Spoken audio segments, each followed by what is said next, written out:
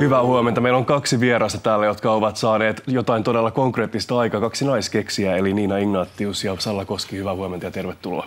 Huomenta. Te olette molemmat finalisteja, kun Reykjavikissa Islannissa piti itse asiassa jo jokin aika sitten jakaa eurooppalaiset naiskeksijäpalkinnot. Sitten tuli tuhkapilvi ja nyt vasta syksyllä saamme tietää, että tuleeko se voitto esimerkiksi jommalle kummalle teistä. Miten paljon finalisteja tässä kilpailussa? Parisen tusinaa kaikkialta Euroopasta. Mitä veikkaatte, mikä on teidän mahdollisuutenne voittaa, minkälaisia kilpailijoita siellä on? No kilpailut on aika laidasta laitaa. On ihan sellaisia niin kuin materiaalikokeiluita ja on oikein niin kuin kovan luokan keksintöjä ja sitten on jotakin niin kuin opetusmetodeita ja tosi laidasta laitaan on keksintöjä. No, jos käydään näitä keksintöjä läpi, Niina, sulla on siinä sylissä itse asiassa jo. Tässä on Iina. Iina. Joo. Keksintö on hänen päällään siinä, eli voisit esitellä sitä itse asiassa nyt. Eli toi on Keskosille. Joo, siis tää alkoi mun tyttären synnyttyä noin kohta 4 vuotta sitten. Ja hän syntyi Keskosena ja mä ihmettelin, kun häntä hoidettiin sairaalassa, että kuka suunnittelee näiden vauvojen vaatteita, että nämä voisi olla paljon fiksummin tehtyjä. Ja ihan aloitin sellaisesta yksinkertaisesta asiasta, että vaatteissa voisi olla kaikki pesuohjelaput ja muut vaatteiden ulkopuolella, sen sijaan, että ne on niskassa sisällä, ja että saumoja voisi karsia aika reilusti. Ja mä oon sitten kehittänyt tämmöisen Sä voit nostaa sen ilman itse asiassa, nähdään paremmin se, joo.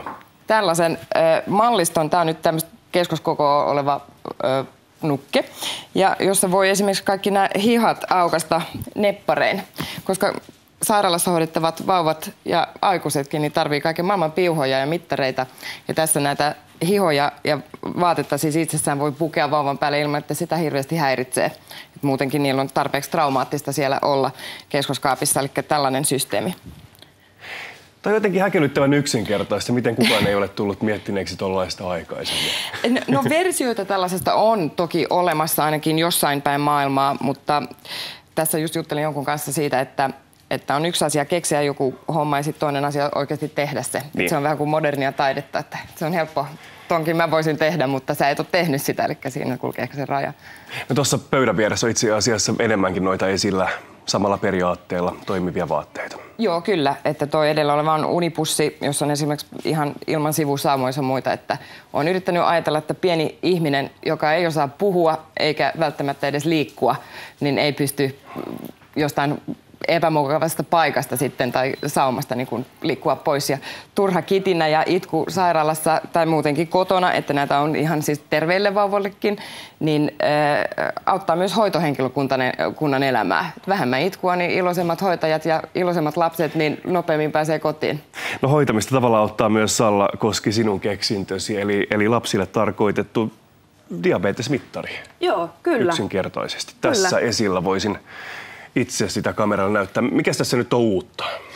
No siinä on oikeastaan uutta sellainen, että ollaan suunniteltu nämä mittarit lasten kanssa ja sinne voidaan ohjelmoida lapsen oma hoito-ohjelma ja mittari sitten opastaa lasta, muistuttaa mittauksista ja opastaa niin kuin toimimaan sen sairauden kanssa ja myös lähettää sitten vanhemmille tekstiviestin siitä, että nyt on mitattu ja mikä se mittaustulos on.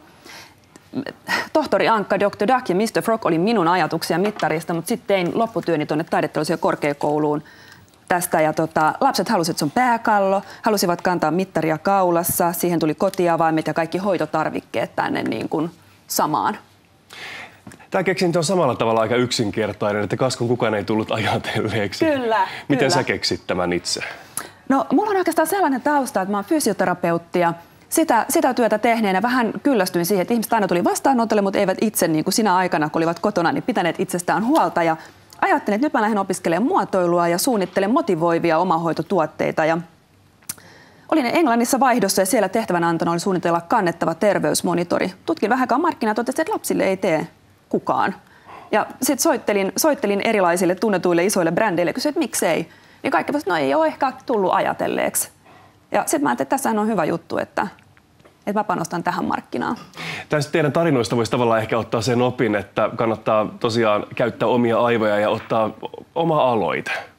Joo, kyllä. Ja kuka tahansa voi olla keksijä, että kukaan ei niin kuin yksi päivä ilmoita, että tästä päivästä lähtien mä oon keksijä ja sit istut pöydän ääreen ja rupeat funchiin, vaan ne tulee joka päiväisistä niin kuin pulmista, joita kohtaa, ja jos on vähänkin utelias luonne, niin rupeaa ajattelemaan, että hei, miten tämän voisi tehdä paremmin. Ja siitä ne lähtee kaikki. Tämä vaatemallistosi on käytössä Kätilöopistolla ainakin. Joo, kyllä, ja lastenklinikalla myöskin. Ja siellä hoidetaan vauvoja toivottavasti hyvällä menestyksellä ja ainakin pehmeissä ja fiksuissa vaatteissa. Mites diabetesmittari on saanut menestystä? Joo, tuotekehitys ollaan juuri nyt aloitettu. Eli vihdoin saatu rahoitus ja meitä on 3 hengen loistava tiimi, joka vie tuotetta nyt eteenpäin. Ensi keväänä toivottavasti saadaan tuote ulos. Onko keksiminen edelleen jollain tavalla, ajatellaanko niin, että se on miesten juttu, koska nyt se on kiinnostavaa se, että Islannissakin järjestetään juuri naiskeksijöille tämä kilpailu. Onko tässä nyt tarvetta nostaa naiskeksijöiden asemaa jollain tavalla enemmän esiin?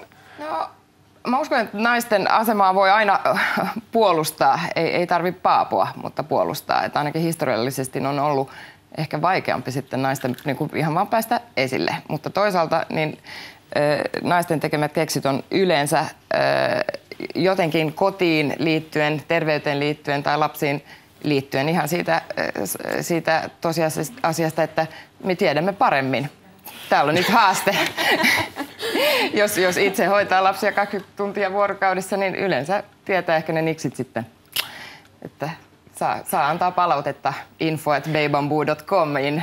Hyvin totta, hyvin totta. Onko teillä ollut mielessä muhimassa muita mahdollisia tulevaisuuden keksintöjä? Kyllä, Joo, niitä kyllä, muhii kyllä. koko ajan, mutta se oikeasti, että vie sen tuotteen sinne kaupan hyllyyn, niin se on pitkä tie. Joo. Saadaanko me kuulla yhtään osvittaa siitä, mitä teillä on ollut muuta mielessä, vai onko tämä vielä bisnessalaisuuden piirissä? Pidetään salaisuutena. Kutsu takaisin vuoden päästä, niin katsotaan, onko meillä kerrottavaa. Puhelin soi sitten. Kiitoksia paljon käynnistä ja tosiaan onnea näihin Islannin kisoihin syksyllä. Sitten saamme tietää, että tuliko palkinto Suomeen. Kiitos. Kiitos. Kiitoksia.